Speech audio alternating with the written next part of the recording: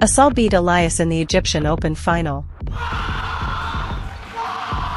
He received several conduct strokes and warnings for persistent cheating. Mr. Assal, in this rally there were 3 occasions where you clearly blocked. In real time, most people could see the obvious contacts, as well as some pushing. But he actually did. He actually wristed it. Mr. Assal, there is no need for any excessive movements. A trademark drilling. Just drilled him. And a return of the hand grab. If we see there, has he put his left hand all over him? There, has he grabbed his arm? Has he put his arm round his arm there? He's put his arm round his arm, hasn't he? Although the refs missed things like the hand grab, they dealt with what they could. Video referee decision on Mr. Elias' appeal. He's talking about the right leg, Surav. There. Conduct Assal, stroke to Elias. Mr. Assal, we are actually very close to a conduct game. He got the feeling that he's tired and he want to talk and he want to just stop in the play, but like I want to, I'm honest personality. What did he say? I'm honest personality. But the back leg, he's taking the back leg out. It's your back leg. I didn't touch him. I didn't touch him. I didn't touch him. It's almost a little late already, but Decision is no let. Player review. Assal stepped into Elias' line and stuck out his knee, hitting the racket hand. Assal's cheating is repetitive and consistent.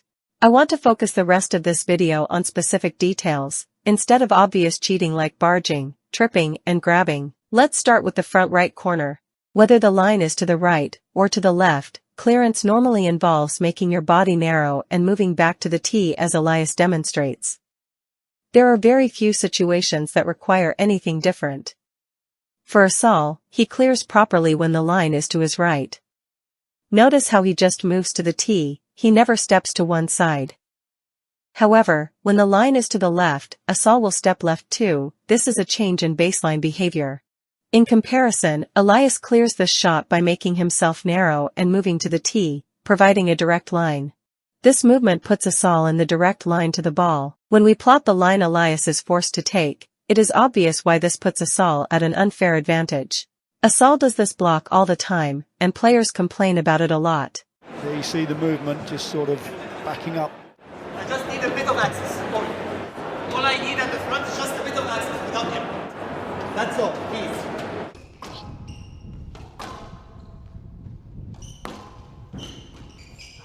Yeah, it's well read. It's well read though, he set off quickly. Assal blocks Elias' direct line again. The correct clearance would have made a massive difference to the outcome of this rally. After plotting the line Elias has to take, I want you to observe how much he has to slow down as he changes direction. This made all of the difference because Elias failed to return the ball as he arrived when it was too low to the floor. Thus, if Elias was given a direct line, he would have arrived earlier and returned the ball. It's clear from his reaction that he felt this instantly. Losing points like this is never considered by the referees, so when a block is as blatant as this, a singular point lost becomes as impactful as a fart in the wind. I mean, he's moved into his line here, so he's suddenly then gone into him there. Assal likes to step across to close the direct line as often as possible.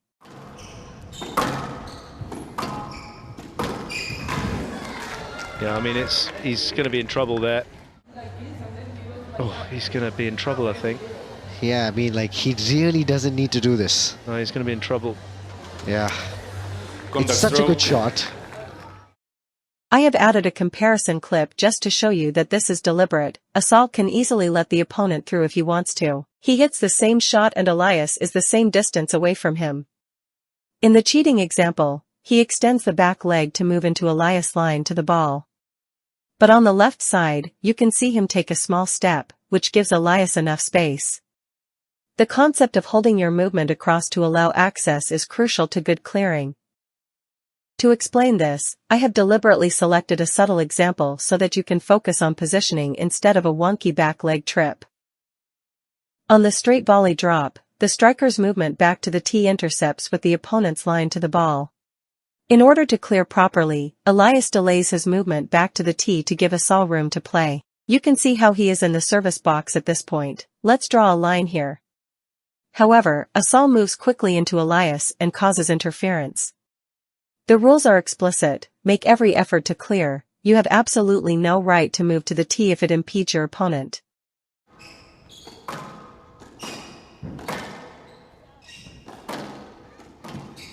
So to Elias. Mr. Assal, you clearly clearing into his line. Please don't do it. Assal's shot is bad and he blocks the ball. Clear stroke. If Assal held his movement to the left side for a bit longer, Elias could have played the ball. Elias clears the backhand volley drop extremely well. You can run through several examples of this. Referees should know this and identify that any interference here will always be Assal's own fault.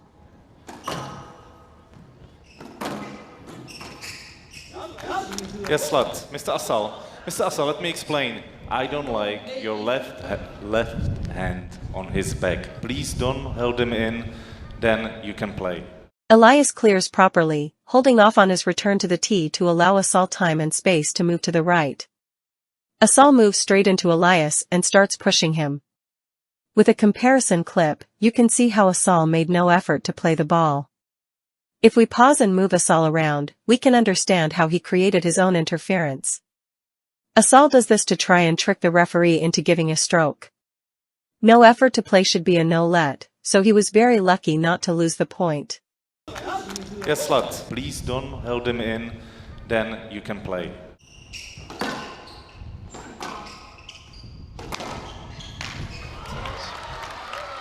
So to Elias. Mr. Assal, again, your back leg was protecting his access to the ball. As much as Assal enjoys stepping across to close the line, his preference is to choose a shot so that the line to the ball is already through his own body. In this part of the court, the opponent is forced to move up and try to move in front of the striker, otherwise returning a short ball is impossible. Let me switch clips and show you. If Assal stays back here, he has no chance of returning a drop. So he moves around the front and Elias lets him through.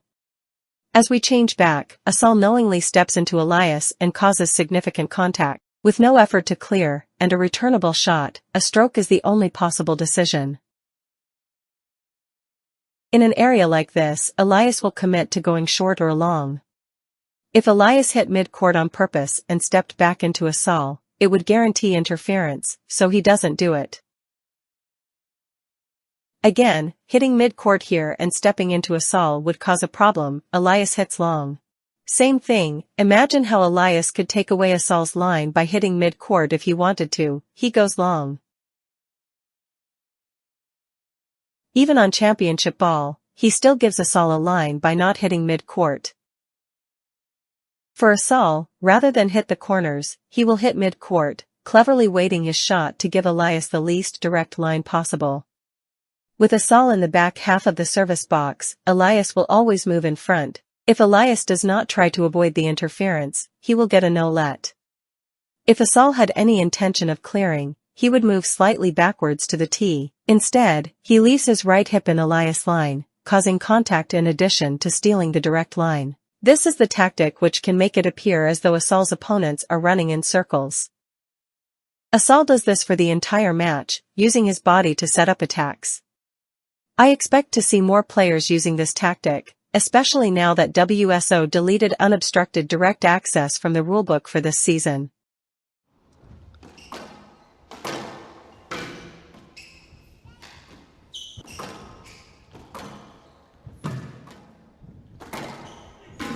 That's All good. again, it's the extra. The delay from blocking the direct line caused this to become a winner. If we pause at the time Elias should have arrived, the ball was not tight at all. It's just the delayed and indirect movement that transformed an ordinary shot into a winner. Elias' hand gestures are pretty funny, but you can see what he's referring to. If he didn't have to circle around Assal, it's an easy return. Hear him say, I can't go through. Again, it's the extra. Assal will do the same thing on the forehand. As this is hit off a cross court, Elias will move behind Assal instead, and will consistently encounter little knocks that ruin his shots. including that back leg trip I showed during the intro.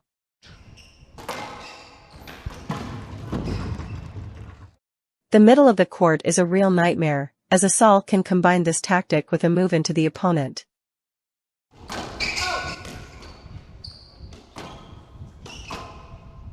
He had time to look back at Roman Svet there, and Video referee decision on Mr. Elias. Just going to have a look, Mr. Assal. Just going to have a look. I tried to play. Yes, that's why we are going to have a look. Mr. Elias, no more. there. Oof. Well, he's followed through into his ribs. That's not accidental.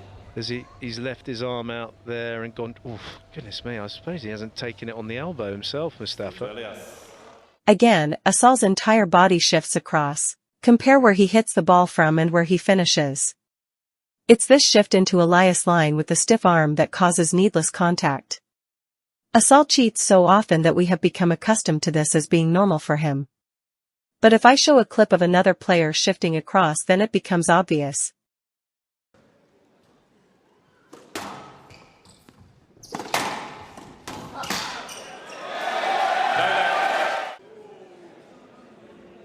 Oh, he's really held his ground. He's held his ground now. You know, this is, reminiscent when Mustafa's on the backhand volley at times. Yes, so the level has been given to him. Has 2 reviews remaining. Even when Macon is actively trying to cheat to prove a point, he still refrains from using the dangerous stiff follow-through.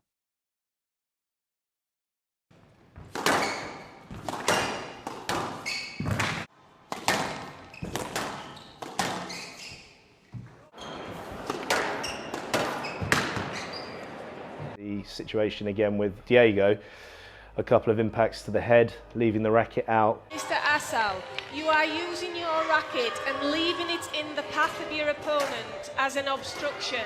Yes, letter's been given because of interference with the racket. You don't see it's on purpose. You don't see it's on purpose. Let's watch how both players hit the cross-court nick. The outcome is the same for both. Oh my goodness me, that has got to have a clap, using that kind of description of him. And the problem you've got is... Let's zoom in on the follow-throughs. Elias always stops his swing before it comes across his right shoulder. If he extended it more than necessary, he would hit Assal in the face. Now let's compare how Assal hits the same shot. Assal always extends more than necessary, crossing the shoulder line and hitting Elias in the face every time. With both of these shots, we have an alternate camera angle to see more. It's clear to see how easily Elias could hit Assal's face, but he stops the swing. Assal's swing comes back up to extend to Elias' face. At this point, the swing could have ended. This second movement back to the face is the problem. Being hit in the face by an excessive swing causes unforced errors and hesitation. Somebody just taking their seat and really... Let's compare that one with another one of Elias' attempts. Elias uses a normal swing again. Assal extends across the body and holds the arm completely stiff. You can see the impact to Elias' face. Elias played through interference and hit the tin, so he could not get a let. Somebody just taking their seat and really...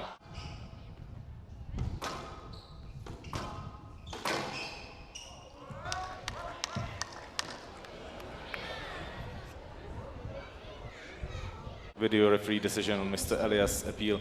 Mr. Assal, are you okay, Mr. Elias? Is there any blood?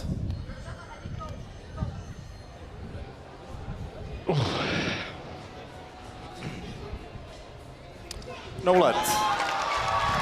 Assal's arm extends as far as possible and is stiff. He makes no effort to raise it above head height or bring it away. On the original angle, look at how aggressively he steps up into Elias. He basically jumps at him. Assal knows that he cannot clear this shot, the line to the ball is through him. Doing this and then jumping at Elias with a stiff arm to the face is malicious. I can actually prove that Assal knew Elias would move here. Let's flip the roles around. In the same situation, Assal will also try and move in front, but because Elias is not a cheat, he hits the ball somewhere he can provide access, and he shortens his swing to not assault Assal. So when we flip back, we can be absolutely certain that Assal knows what he's doing. Jumping at the opponent with a stiff arm to the face is disgraceful. The no-let was shocking, especially because the step-up block is Assal's most frequent cheating pattern. So to Assal. You don't see anything, huh? This cheating block forced a weak shot and won Assal the stroke. Let me show how Assal should have cleared. Elias clears by moving to the side and back, Assal blocks by moving up and into the opponent. This camera angle condenses your depth perception, making the difference between a movement forward versus backward seem insignificant. The outcome alone should be a clue. But in real time, this is the referee's point of view, which makes the step-up block Assal's most effective cheating tactic. In fact, he got a grand total of 0 penalties for using this repeatedly.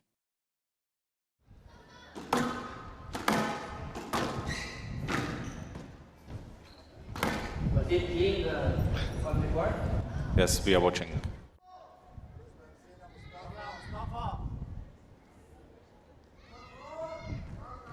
He's putting his hand up after that bit of contact with the movement.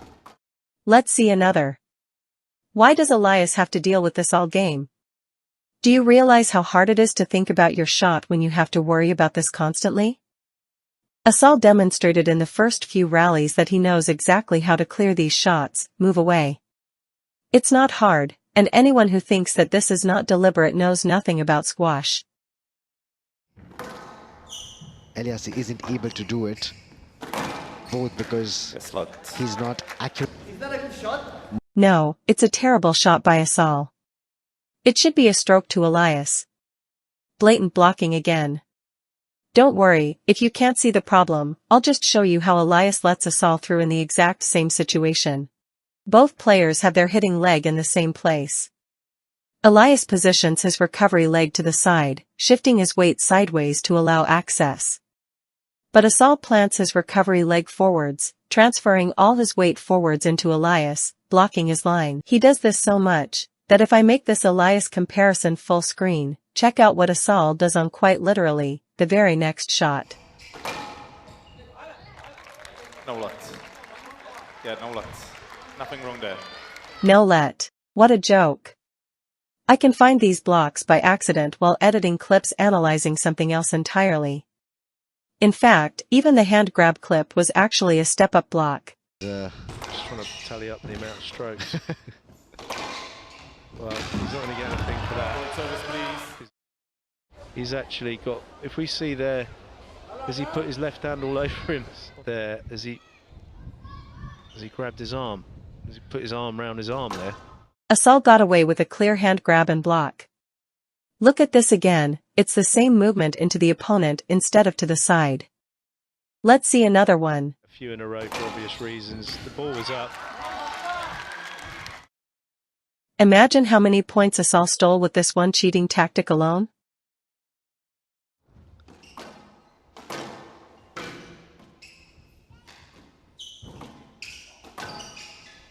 He's got no luck. Just one step to the side and Elias would be through, and he's quick enough to play a back wall boast and get the ball back for sure. But Assal just moves into Elias instead of stepping to the side. I don't know why we have to stand for this. Can you ever imagine Ramy Assur parking himself in the line? Your position and shot does not matter, get out of the way. Not doing so is cheating. It's hilarious how much footage I've had to cut, but I can't analyze absolutely everything. I want to give Elias a lot of credit for dealing with everything, especially how he refrained from hitting Assal several times, always opting for safety lets when Assal didn't clear, except for one accident. Yes, let. Mr. Assal, there were slightly some context in this rally. I need to make sure that you provide access, please. That's all we want. If I finish my swing, it's a stroke? If you finish your swing, there will be a decision.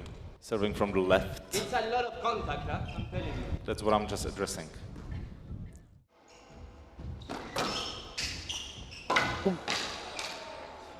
I hope Assal's alright here. I know He's obviously got his shoulder. Elias stopped several times, declining free points. If we don't want to see players hitting each other, why not just give the stroke?